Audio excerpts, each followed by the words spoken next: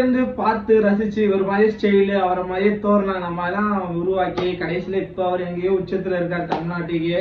அவரோட கடைசி படம் 6 மாசத்துக்கு முன்னால வந்திருக்கலாம். பட் இப்ப இந்த மாதிரி சமயத்துல உண்மையிலேங்க நான் அது ஓப்பனா சொல்றேன், லிங்க் எல்லாம் வந்துச்சு. அப்பெல்லாம் உண்மையான விஜய் ரசிகல எப்படி பார்க்க மனசு வரும், வந்தது இல்ல. தியேட்டர்ல போய் கடைசியா ஒரு வட்டம் பாக்குறப்போ ஒரு எமோஷன் இருக்கு தெரியுமா.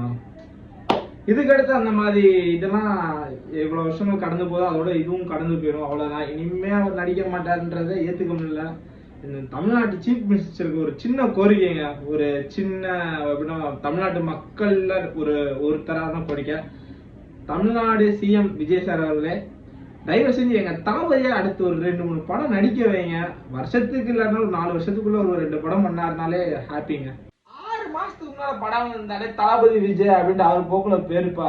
வாயை வச்சுட்டு சும்மா இல்லாம chief minister of Tamil Nadu C Joseph Vijay என்னடா பண்ணி வச்சிருக்கீங்க.